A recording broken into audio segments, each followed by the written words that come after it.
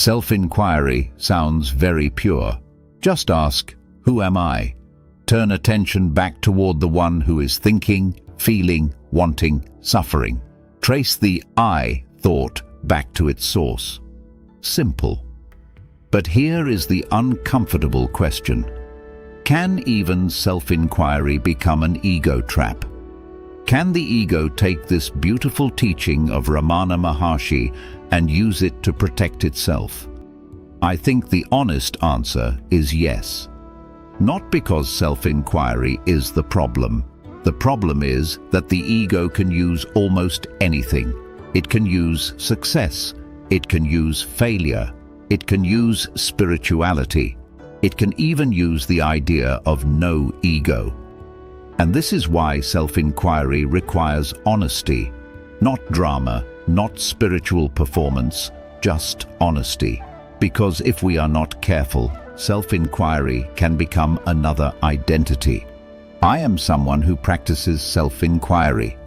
I am beyond ordinary meditation.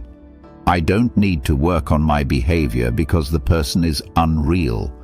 This is where the teaching can become distorted. Ramana did not point us toward a new spiritual personality. He pointed us back to the source of the person.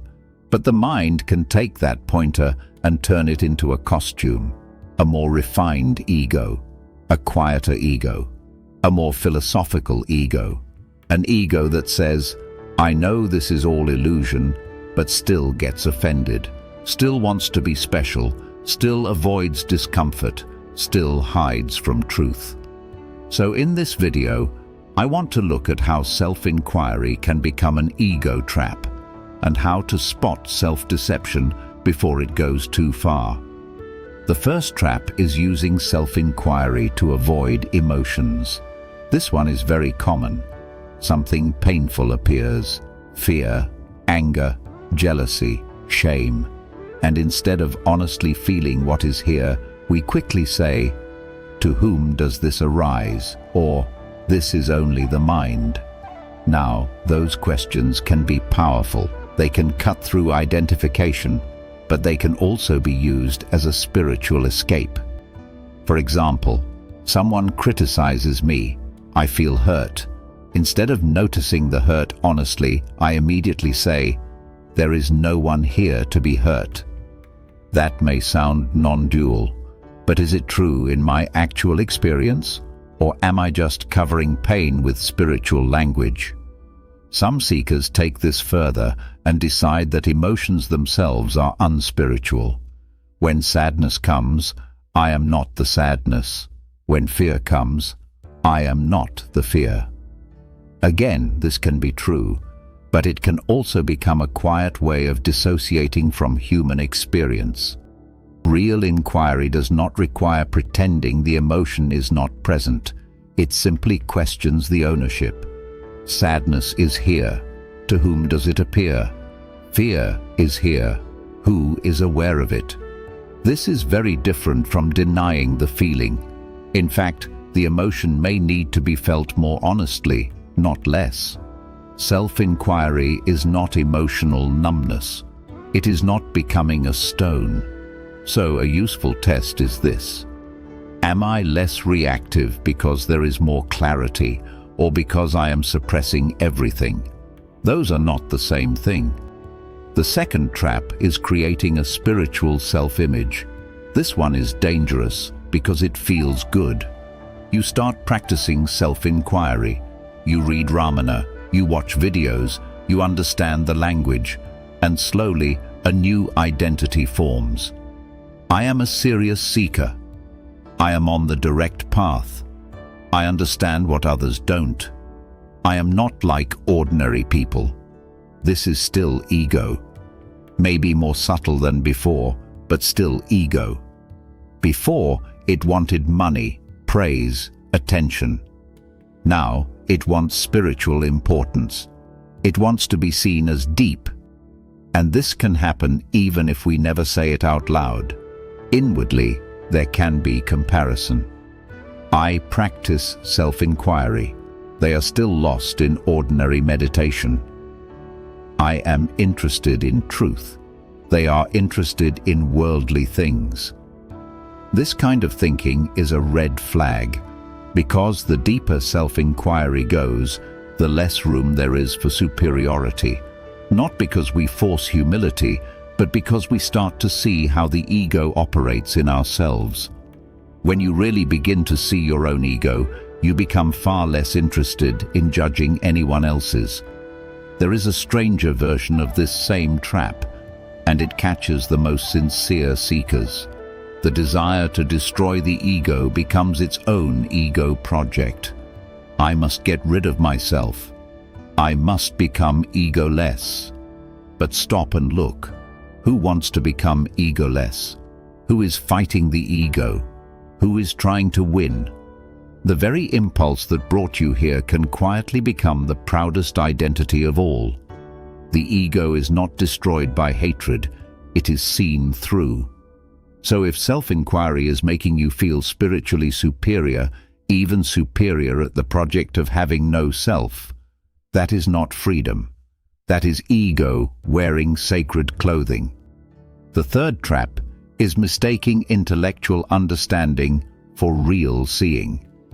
This may be the biggest trap for many of us. The mind can understand non-duality. It can say, I am awareness. The body-mind is observed. The witness is not affected. All of that may be true as teaching, but repeating it mentally is not the same as seeing it directly. This is where self-inquiry becomes very sharp. It does not ask, can I explain the self? It asks, who is the one claiming to understand? Who is saying, I know? The ego can become very knowledgeable about ego death. It can quote sages. It can discuss awakening. But the basic sense of me may still be sitting quietly in the center, untouched. So a simple question helps here.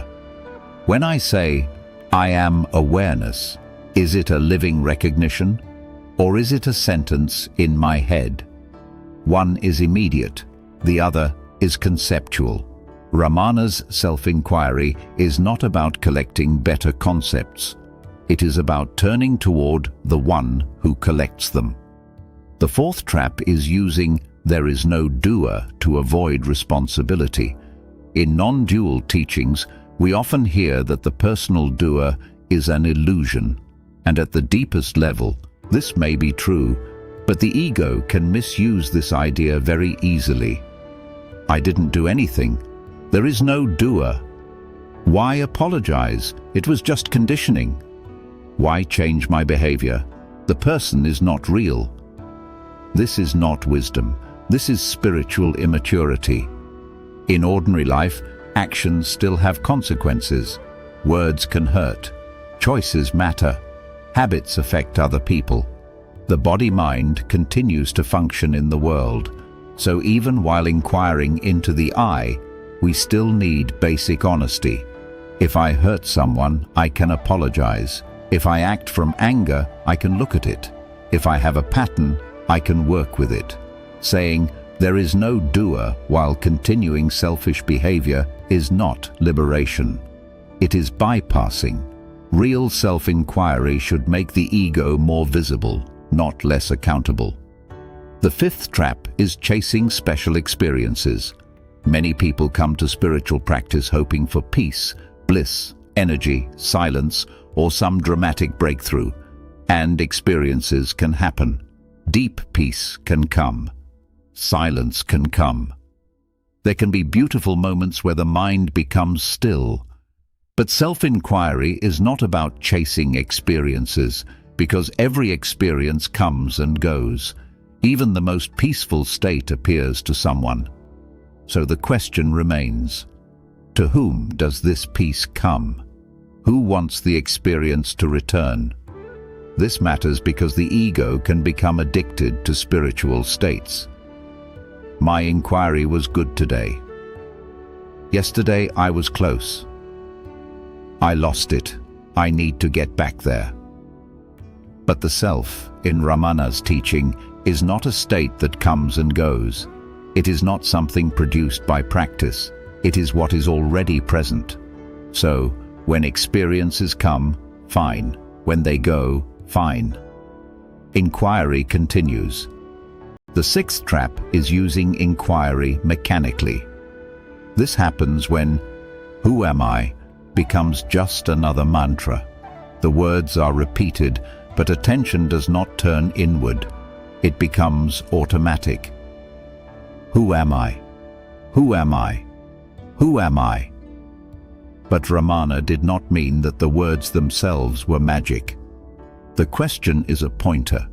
Its purpose is to turn attention back toward the one who says, I. So if the practice feels dry, slow down. Instead of repeating, who am I, many times, ask once. Then look. What is this I that feels present? Where is it felt? Is it in the body? Is it a thought? Is it attention? Is it the sense of being the thinker? The point is not to answer verbally. The point is to notice, to remain with the felt sense of I without running outward into thoughts. That is far more important than repeating the question perfectly. Now, one more thing, and this is not a seventh trap. More a warning about how we hold all of this. When we start spotting ego traps, the mind can create a new problem. I am so full of ego. I am not sincere enough. I will never get this right. But this too is just another movement of ego. Now it is not proud, it is ashamed, but it is still centered on me. So even self-criticism can be investigated. To whom does this shame arise? Who feels like a failed seeker? This brings us back to simplicity. Self-inquiry is not about becoming a perfect spiritual person. It is about seeing the false center. Pride can be inquired into. Shame can be inquired into. Fear can be inquired into. The desire for progress can be inquired into. The feeling of failure can be inquired into. Everything becomes material for inquiry. Not in a cold way, not in a forced way, but with sincerity. So how do we spot self-deception in self-inquiry? A few signs to watch. If the practice makes you feel superior to others, be careful. If it makes you avoid your emotions, be careful. If it becomes mostly intellectual, be careful. If you use non-dual ideas to avoid apology, responsibility, or basic kindness, be very careful. If you are chasing special states more than investigating the one who experiences them, slow down. And if "who am I" has become mechanical, return to the actual felt sense of I. A simple way to check yourself is to ask, is this practice making me more truthful, not more impressive, not more spiritual, not more detached-looking, more truthful? Am I seeing my reactions more clearly? Am I becoming less defensive? Am I more willing to admit when ego is operating?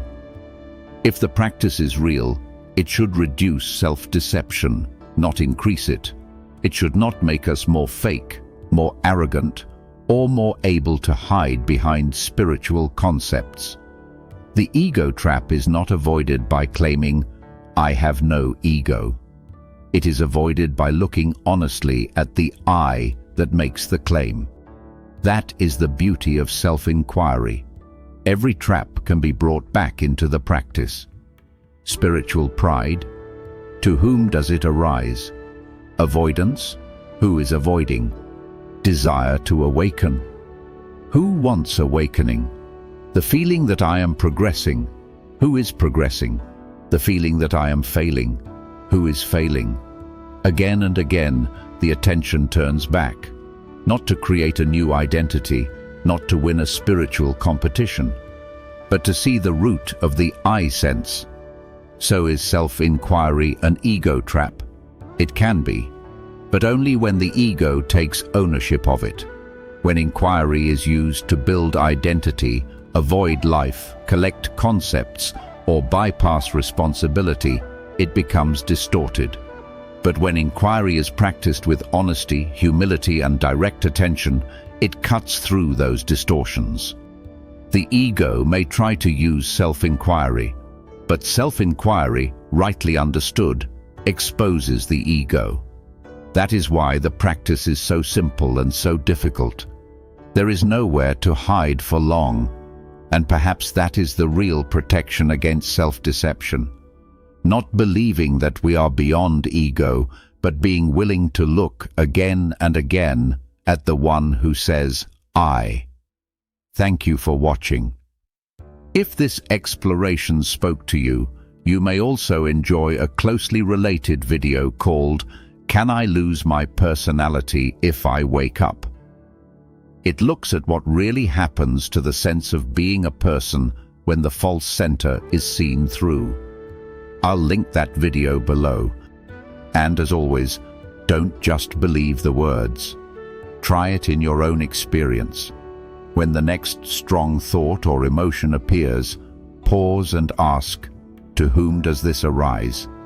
Then look for the I, not as an idea, as your immediate experience.